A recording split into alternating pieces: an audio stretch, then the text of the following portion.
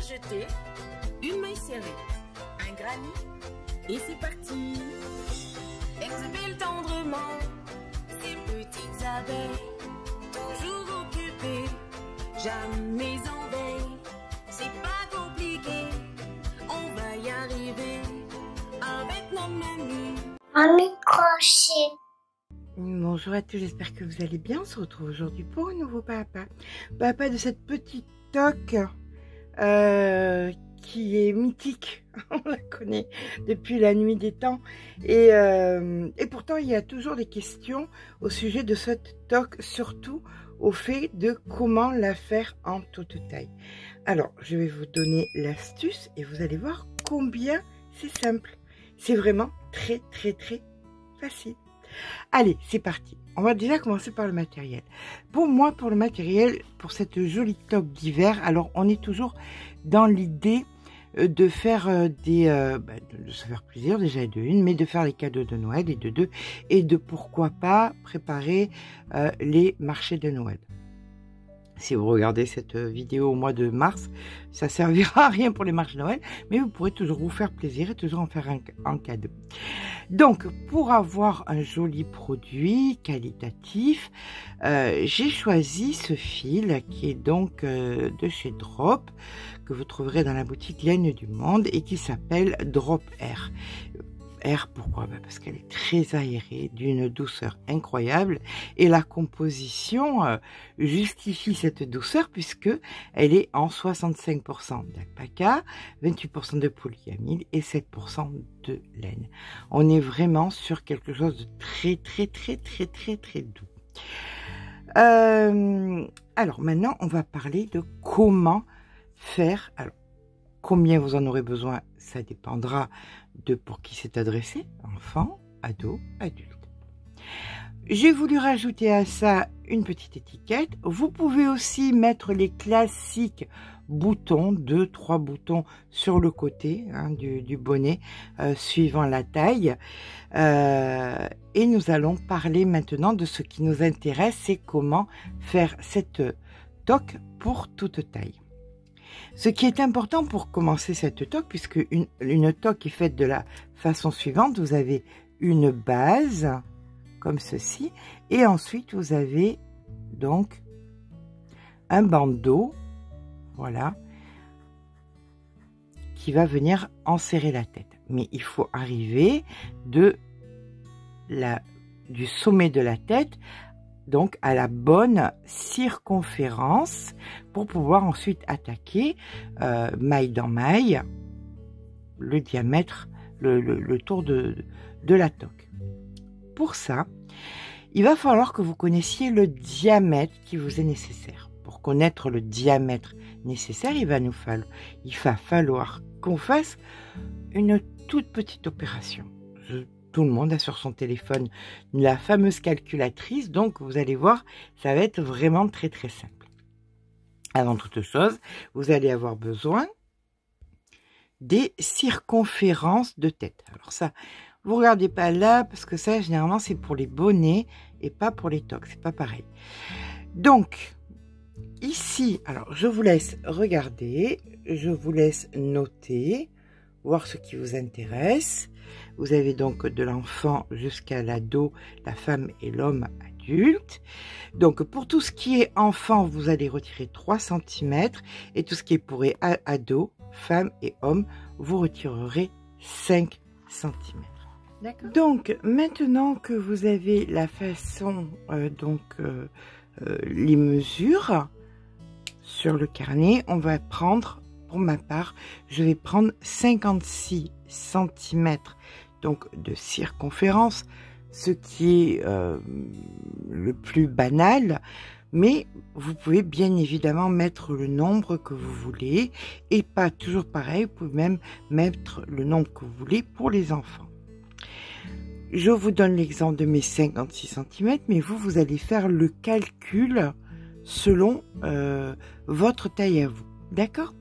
Donc, votre chiffre que vous allez choisir, que vous allez avoir besoin, vous retirez vos 5 cm. On se calme, grosse patate.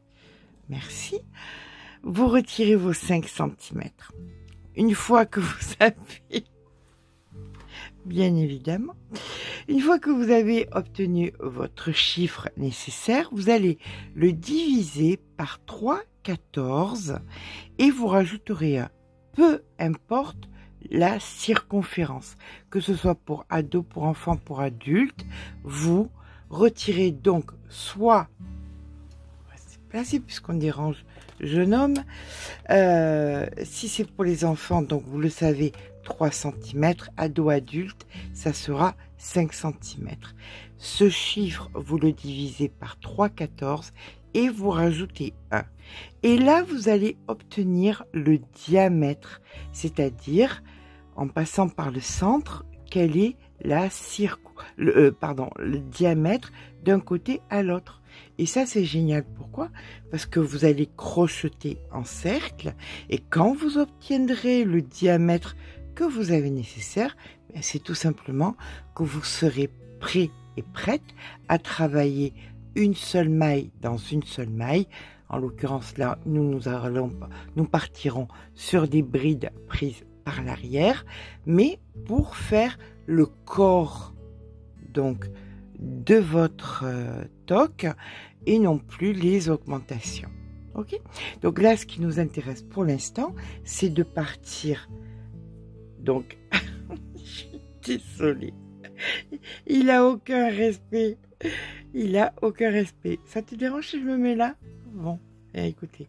Alors, vous allez voir, la vidéo est un petit peu décousue au niveau du fond, mais pas de la forme, parce que j'ai eu un petit souci et j'ai dû refilmer cette partie-ci. Toute cette partie-ci a été refilmée. C'est pour ça que je vous cache un petit peu les informations que vous aurez plus tard normalement. Voilà.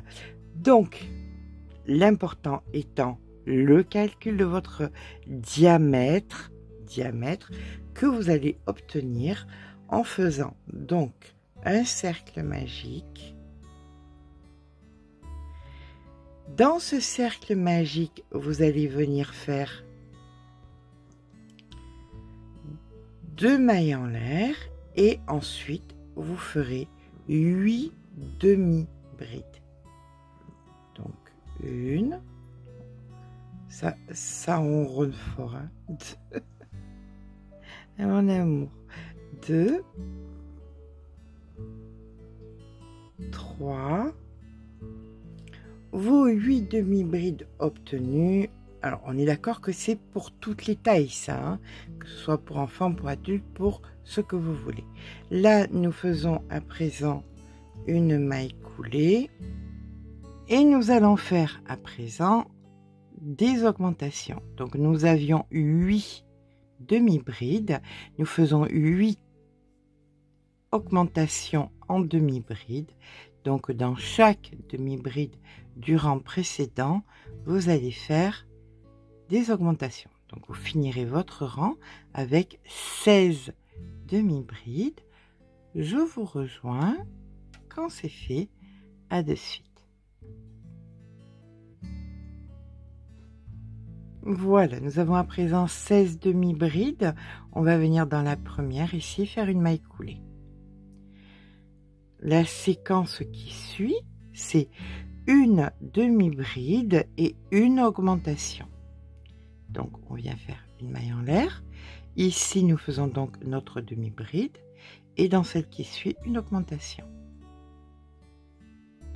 Vous répétez ça jusqu'à la fin du rang.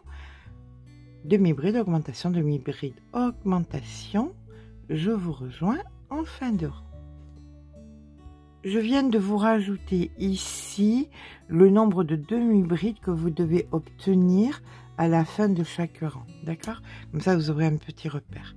Donc, fin du rang numéro 3, nous devons avoir 24 demi-brides. La 24e faite, on va venir dans la première et faire une maille coulée, une maille en l'air. On attaque maintenant le numéro 4, le rang numéro 4. On fait une demi-bride, une augmentation, une demi-bride. C'est la séquence. Vous répétez chaque fois, donc 8 fois, une demi-bride, augmentation, demi-bride. Vous aurez 32 demi-brides à la fin du rang. Donc, demi-bride, augmentation,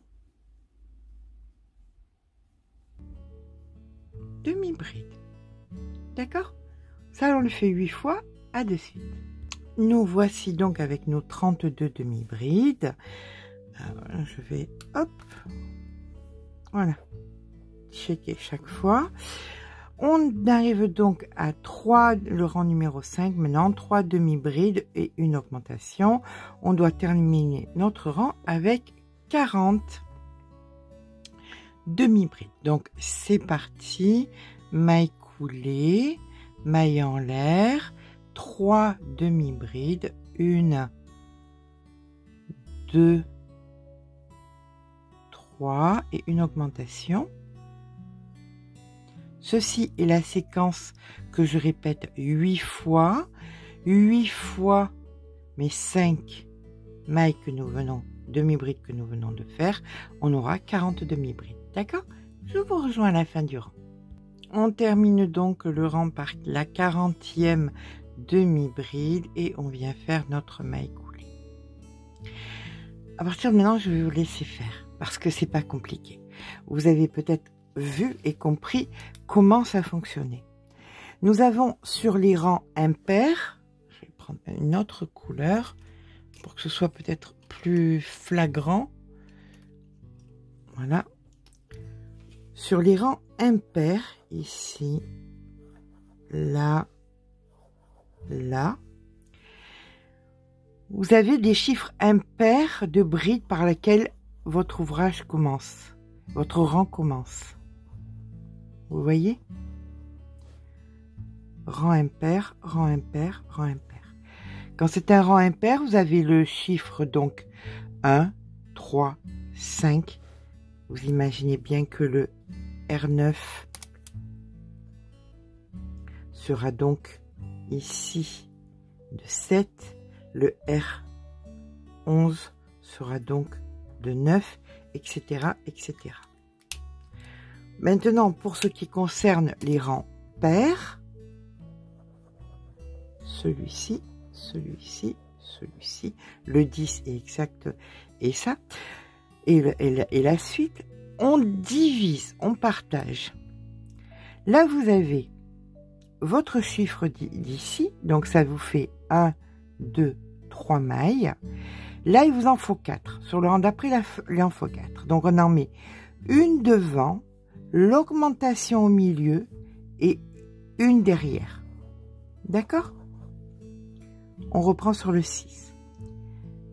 2 devant, augmentation au milieu, 2 derrière. Rang numéro 8. 3 devant, augmentation au milieu, 3 derrière. Et donc, on imagine le rang numéro 10, par exemple, qui sera 4, puisque c'est logique, 1, 2, 3, 4, donc demi-bride, bien évidemment, l'augmentation et 4 demi-brides. Donc là, vous pouvez voir la logique que vous pouvez avoir en ayant besoin. Et chaque fois, bien évidemment, vous rajoutez 8 mailles à la fin pour pouvoir vous assurer de la justesse de vos rangs. Hein, donc, c'est chaque fois plus 8. Donc là, nous avons 72. Là, nous avons sur le rang numéro 10, bien évidemment, 80, 88, etc., etc. Ici est la logique. Vous allez donc poursuivre votre petit chemin tranquille jusqu'à ce que le diamètre mesure ce dont vous avez besoin. Vous voyez? Là, par exemple, pour moi, ça sera 17,24. Vous allez me dire, oui, mais ça ne peut pas faire 17,24. Bien évidemment, j'entends bien. Mais vous pouvez vous servir, par exemple, d'une maille serrée si vous êtes à quelque chose de près. Et puis, c'est pas la fin du monde si ça fait 17,84 ou 18. On est bien d'accord là-dessus. OK? Donc, pour les enfants, c'est pareil. Vous ferez le même calcul. Prenons un exemple d'une circonférence de tête de 43, vous retirez donc les fameux 3, il vous reste 40. Ces 40, vous allez les diviser par 3,14, ce qui nous fait donc 12,73, auquel vous rajoutez 1, bien évidemment, plus 1, ce qui nous fait donc 13,73. Bien évidemment, vous arrondissez, hein, on est d'accord. Chose importante, on n'a pas toute la même façon de crocheter. Vous avez donc voilà, vous avez là une base. Faites des essais. C'est quelque chose que je fais depuis des années. Ça fonctionne. J'ai jamais eu de problème avec ce système de calcul. C'est pour ça que je me permets de vous le transmettre. J'ai fait plusieurs bonnets sur la chaîne avec ce système de calcul. J'ai jamais eu personne qui est venu. J'en ai même une qui doit avoir 600 ou 700 000 vues. Ou franchement, le taux de personnes satisfaites est plus que satisfaisant. Donc, je ne vois pas les gens considèrent que ce calcul est bon. Donc, je vous laisse à votre tour en profiter, tout simplement. Maintenant, on se retrouve quand votre diamètre est le bon. Pour moi, ça sera 17,24 et pour vous, ça sera le nombre que vous aurez besoin. On se retrouve à ce moment-là. Nous voici donc à présent avec un diamètre, on passe bien par le centre, de 17, quelque chose, quasi et demi. On n'en est pas loin, donc on est 17,24, c'est bon. D'accord? Donc là, ben écoutez, on va s'arrêter puisque ça va être la toque qui va être au-dessus. Et maintenant, nous allons venir la toque, le sommet, vous voyez ce que je veux dire? Et là maintenant, on va venir faire la toque vraiment par elle-même. Donc, on termine ici par une maille coulée. Et maintenant, on vient faire 2 mailles en l'air. Nous allons donc faire des brides et par l'arrière, d'accord? Vous allez prendre donc les mailles par l'arrière, comme ceci, et vous faites vos brides par l'arrière. Sur la totalité donc des brides, vous ne faites pas d'augmentation, vous ne faites pas de diminution, vous faites uniquement des rangs et des rangs de brides prises par l'arrière. Quand vous arriverez en fin de rang, on fera ça ensemble pour appréhender pour les primo-débutantes. Vu que vraiment ce bonnet est pour primo-débutantes. Hein. Si vous suivez le schéma des augmentations. Alors pour vous dire, moi je me suis arrêtée ici à 9 rangs. Ou à 10 rangs, je ne sais plus. Non, à 10 rangs, pardon. Je me suis arrêtée à 10 rangs. Pour celles et ceux qui seraient curieux, j'étais donc à 10 rangs, 80 mailles. Pour la circonférence dont j'avais besoin. Et là, maintenant, je fais donc toutes mes brides prises par l'arrière. Je vous rejoins en fin de rang avec mes 80 brides prises par l'arrière. À de suite. Voilà, donc pour ma part, quand j'ai fait ma 80e bride, je vais faire ma maille coulée ici, 2 mailles en l'air. Et bien, écoutez, c'est reparti pour en maille, en brin arrière, des mailles prises par l'arrière, pardon, excusez-moi. Donc, sur la hauteur qui sera nécessaire. Je ne peux pas juger que si vous faites ça pour un enfant, pour un ado, pour un adulte. Donc, ça sera à vous de voir combien vous allez en faire. Bien évidemment, quand j'aurai terminé la mienne, je vous donnerai les dimensions, la hauteur que j'ai faite. Mais après, comme je vous dis, pour les enfants et pour les ados, ben, je vous laisserai faire des essais par vous-même. Voilà. Je vous rejoins, bien écoutez, dans quelques heures. Ça prend pas longtemps, hein, néanmoins. Ça prend pas vraiment longtemps. Là, la valeur ajoutée est sur le fil. Le fil, c'est un très très beau fil, donc ce qui peut permettre que si vous pensez faire des marchés de Noël et les vendre à un prix intéressant, ça serait parce que la qualité du fil est quand même plus. Voilà. Allez, ben écoutez, je vous rejoins quand j'ai fini la hauteur qui me convient. À plus tard. Et bien voilà, la toque est terminée. Voilà ce que ça donne. On va lui mettre sur la tête pour que vous puissiez voir. Hop. C'est génial parce que c'est très très enveloppant. Voilà, c'est très très enveloppant, donc bien chaud. Je vous avais promis, alors je vous montre, hop, comment ça rend. Voilà. Je vous avais promis de vous dire la hauteur que j'avais fait.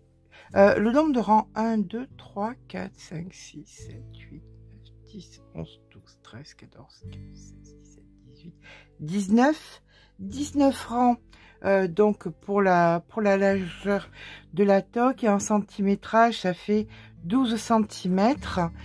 Donc voilà le dessus, les côtés. Alors maintenant, comment on peut agrémenter ça? Le traditionnel bouton. Voilà, vous pouvez mettre des boutons sur les côtés, comme ceci. J'adore les boutons coco de laine du monde, donc c'est super sympa et super joli. La petite étiquette Nubuck multicolore qui a toutes les couleurs possibles et inimaginables, qui fait un petit peu plus moderne. Voilà, rien du tout. Et après, à